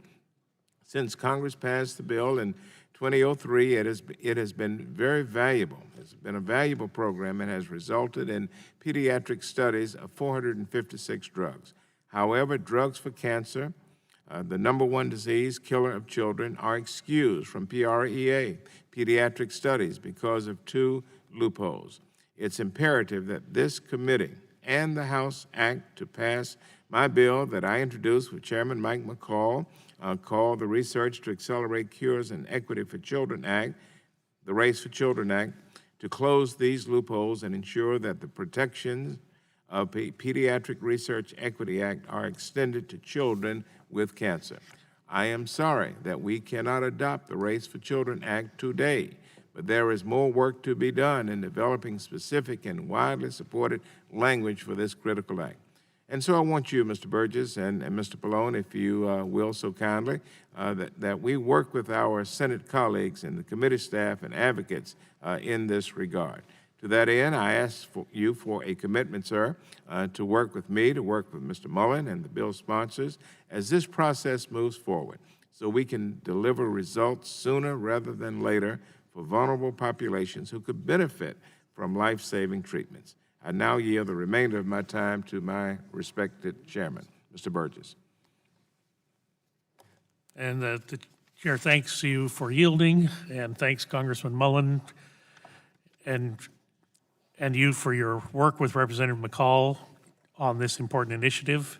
This subcommittee has a long and rich history of commitment to incentivizing and speeding medical innovation, and both Chairman Walden and I are dedicated to working with you on this legislation between now and the full committee markup. There is no cause more worthy than increasing the number of safe and effective treatments available to children battling cancer, and I assure you we are dedicated to advancing that policy and will do so. I yield back to Mr. Mullen, who I suspect is yielding back the balance of the time. Chair thanks the gentleman for yielding back the balance of the time.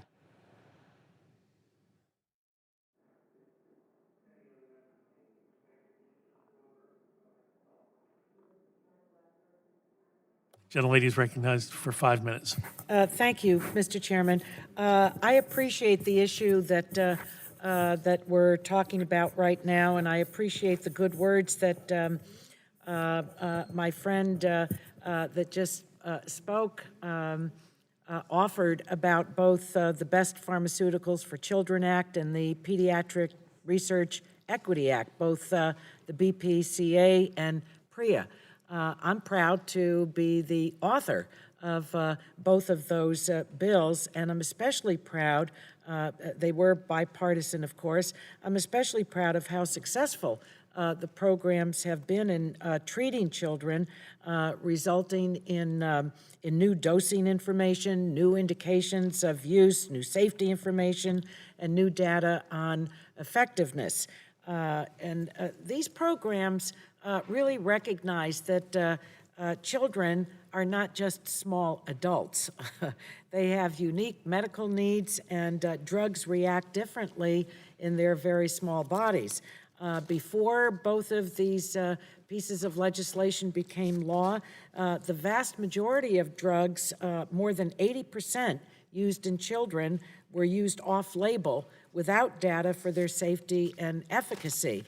Today, that number has been reduced to 50%. So we're making progress, and I'm pleased that both of these programs were permanently reauthorized through the last user fee agreements in 2012. There's always room to make improvements in anything that we've done. I stand to work with those that are working to improve it. I think that as we move forward, we want to make sure that the FDA reauthorization moves through very smoothly.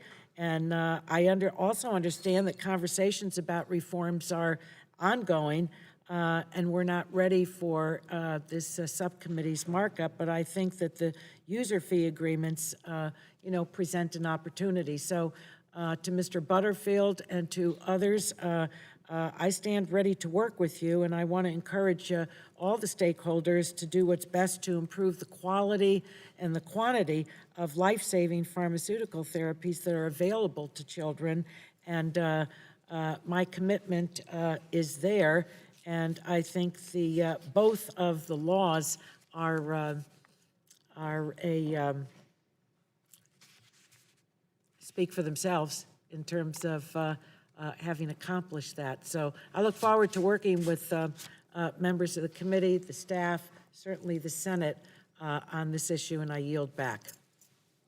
Gentlelady yields back. Chair thanks the gentlelady. Is there further discussion of the amendment?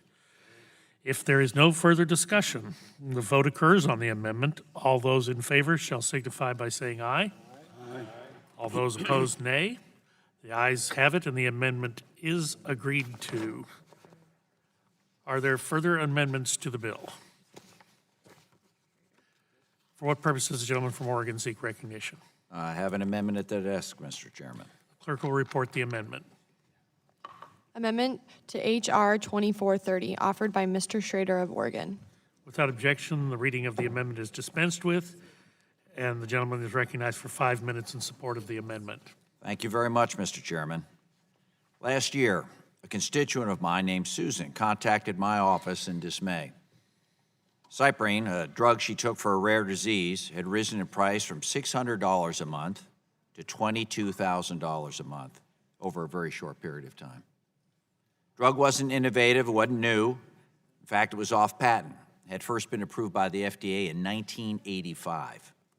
So what changed? It wasn't the drug's formulation, the cost of ingredients, or even a shortage of supply. The only thing that changed was that Valiant, the manufacturer of this prescription drug, decided to raise the price and raise it again and again and again, before long leaving Susan, in her own words, hopeless. There was no generic competitor for this drug, and she couldn't continue to afford that life-saving medication. Unfortunately, this is not the first time we've heard a story like this. We all heard about Martin Shkreli at Turing, who raised the price of Daraprim, another critical life-saving drug for those with rare disease, by over 5,000% overnight. Overnight. Again, no generic competition for this drug. Nothing to force the price to come down. We've all known for a time now this is an area Congress needs to act to ensure these abuses would not continue. I decided last year to work across the aisle with my good friend Gus Bilrakis to combat this problem and work to encourage generic competition where there isn't any on the market. We know that when generic drugs compete in the market, drug prices come down dramatically. Although 9 out of 10 prescriptions are for generic medications, generic drugs make up only 28% of the total cost of prescription drug spending. Unfortunately, though, some drugs for small patient populations may not attract the same interest from generic drug manufacturers due to market and regulatory uncertainty. This amendment takes many steps to encourage competition and lower prices here today. First, the amendment requires greater communication between the FDA and manufacturers for these competitive generic products before and during the application process. We have seen great strides toward faster drug approvals in the brand drug breakthrough process, and this is modeled after that.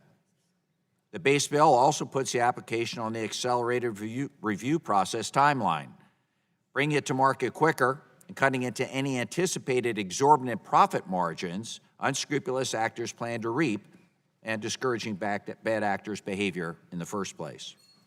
The amendment also creates an incentive for this select set of particular generic drugs to come to market by guaranteeing them the same 6 months of exclusivity that the vast majority of first generic drugs currently receive.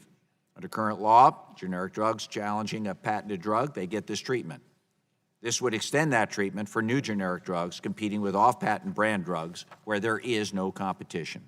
The amendment also closes a loophole and improves program integrity in the Tropical Disease Priority Review Voucher Program, more consistent with legislative intent, ensures greater transparency at the FDA, and studies what we can do about getting more first-cycle approvals in the Generic Drug Review Program.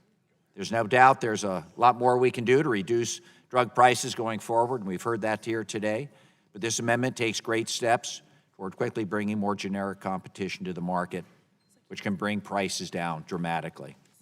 Again, I'd like to thank my good friend, Mr. Bill Rockus, and the committee leadership for their work on this amendment. I urge my colleagues to support it. With that, I yield back, Mr. Chairman. Chair thanks the gentleman. Gentleman yields back. Does the gentleman from Florida seek recognition? I ask to strike the last word, Mr. Gentleman Chairman. recognized for 5 minutes. Appreciate it. I appreciate the committee taking up this amendment based on the bipartisan Lower Drug Costs Through Competition Act, which my good friend from Oregon and I introduced in the last Congress and again in January. And I appreciate you offering this amendment, Congressman Schrader, this morning. This amendment is a targeted approach to fixing some of the problems on the generic side at FDA and then with the issue of high prescription drug prices. We are dealing with the issue, Mr. Chairman. I know many of my constituents and folks around the country are deeply concerned about being able to afford the medicine they rely on.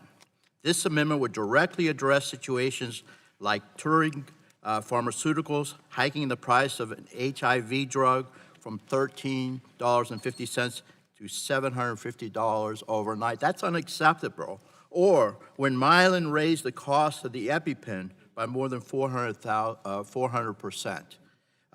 Too often, bad actors like these in the marketplace take advantage of monopolies, skyrocketing the price of life-saving medications simply because there is little to no competition. We're going to fix that. The amendment creates the new Competitive Generic Therapies Program.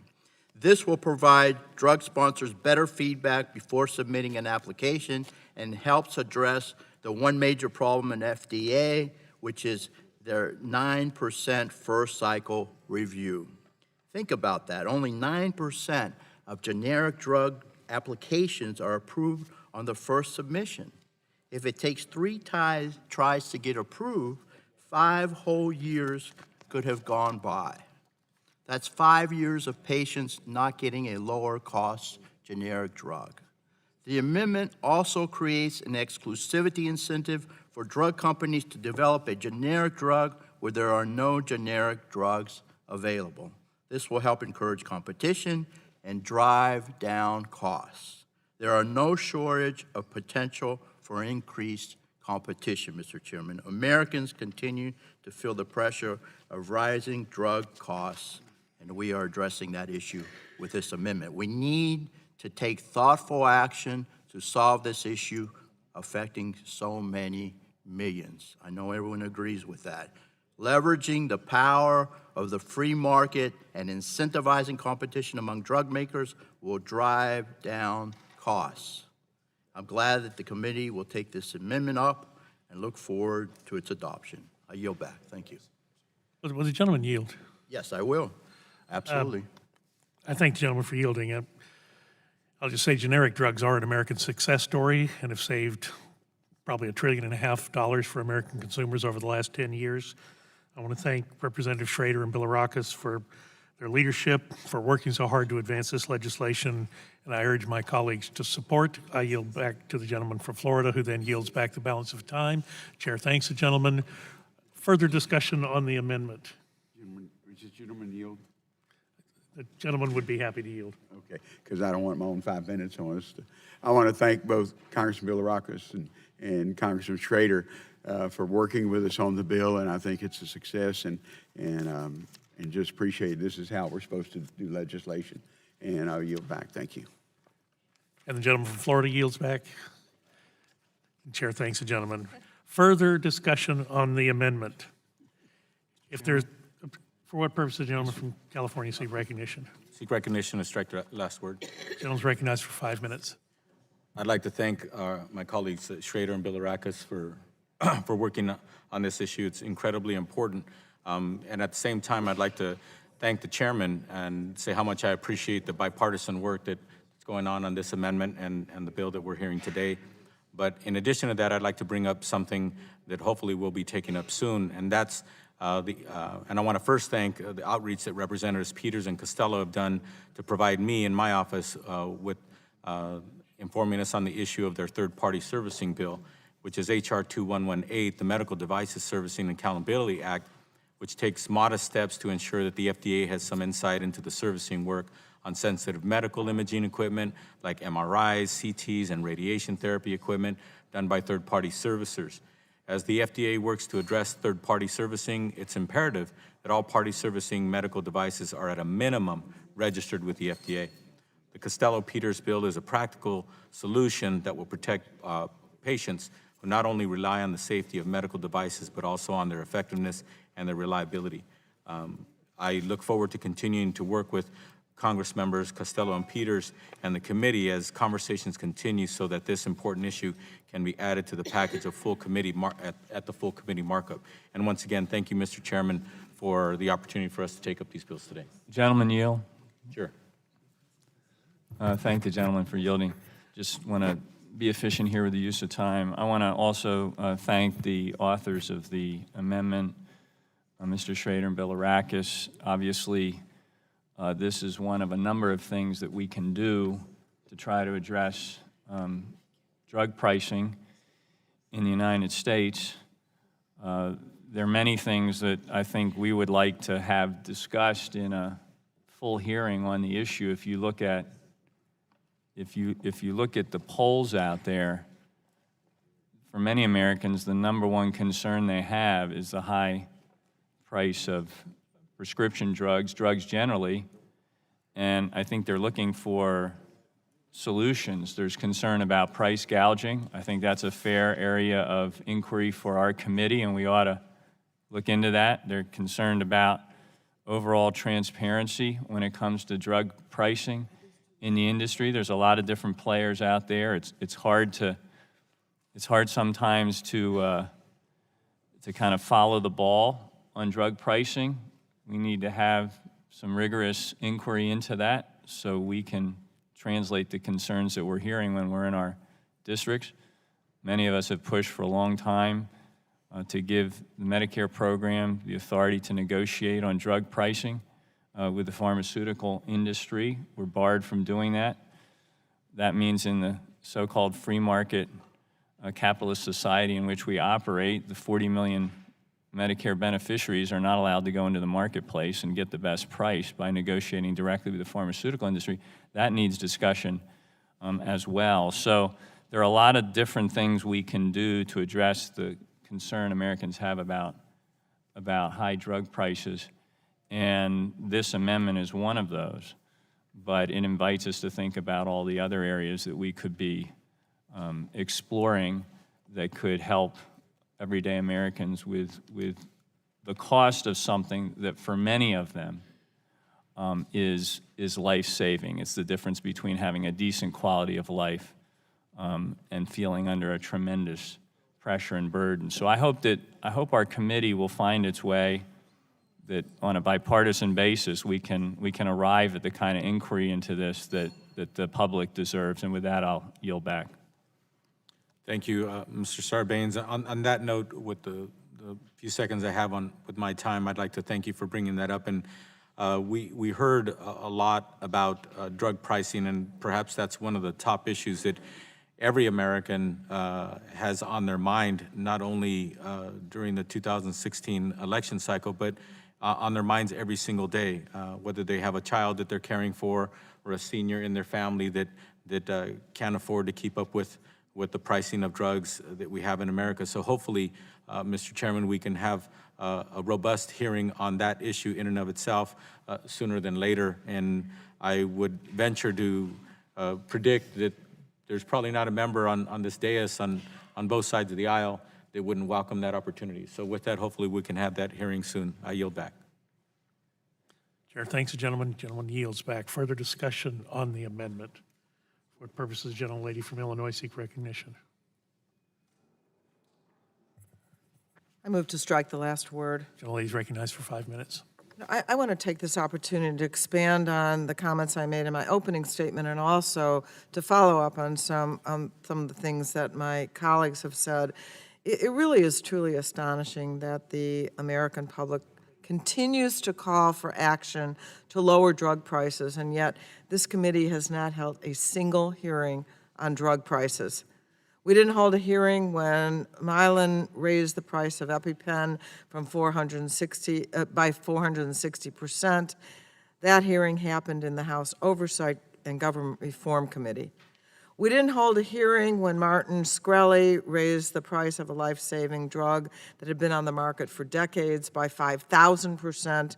That hearing happened in the Senate Committee on Aging. Now Chairman Alexander has agreed to hold a hearing on drug prices in the Senate Health Committee, and the Republicans on this committee refuse to do the same. In addition to the 6 in 10 Americans who believe lowering drug prices should be a top priority for Congress, 77% of Americans believe the price of drugs is unreasonable. And nearly 25% of Americans have skipped a dose of their medications due to the cost. This is one of the biggest health care crises in our country, and yet this committee, House Republicans, are unwilling to even have a conversation about how to solve this crisis. And let me remind my Republican colleagues that what people are facing every day when they try to fill a prescription, over the last 15 years, the price of insulin has increased more than 200%. The price of Avizio, which helps to prevent a person from dying when they overdose on an opioid, increased from $690 to $4,500. From 2011 to 2016, the price of Humira increased 126%, and now a single pen injector of the drug is nearly $4,500.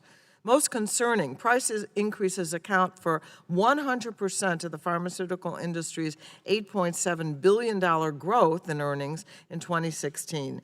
Democrats have put forth several ideas on how to reform our drug pricing system, and yet Republicans refuse to even hold a hearing on any of them. We should be looking for ways to make the pharmaceutical industry more transparent, especially in terms of how drug companies price their drugs when the drug comes to market, and why the price of drugs already on the market continue to rise. We should be looking for ways for Medicare to reduce its spending on prescription drugs by allowing Medicare to negotiate for the price of drugs or require rebates as Medicaid does. Recently, the Office of Management and Budget Director Mick Mulvaney said he was looking into requiring rebates for drugs covered by Medicare. Good idea. We should be looking into allowing patients to re-import drugs from countries like Canada, reducing exclusivity for high-cost drugs like biologics, and ending anti-competitive pay-for-delay agreements. It is time for this Congress to do what the American people are asking of us and work together to find solutions to lower the price of prescription drugs. And in addition to the costs faced by consumers, the public sources of funding, Medicare, Medicaid, all of those are being driven to very high rates because of the cost of prescription drugs. That is the big driver behind health care cost increases. We could do something about that. I hope we do work together to do something about that, and I thank you. And unless someone wants about a minute, I yield back. Thank you, I yield back. Oh, okay. Yes, I'd be happy to yield. I think you make a great point about the price of prescriptions and drugs, and I hope, like you do, that our committee will actually hold a hearing to discuss some solutions to the high cost of pharmaceuticals. And with that, thank you for yielding. Chair, thanks, the gentlelady. Gentlelady yields back. Further discussion of the amendment? If there is no further discussion, the vote will occur on the amendment. All those in favor will signify by saying aye. Aye. All opposed, no. The amendment is agreed to. The question now occurs on forwarding H.R. 2430 as amended to the full committee. All those in favor will say aye. Aye. All opposed, no. The ayes appear to have it. The ayes have it, and the bill is agreed to. Without objection, the staff is authorized to make technical and conforming changes to the legislation approved by the subcommittee today. So ordered. Without objection, the subcommittee stands adjourned.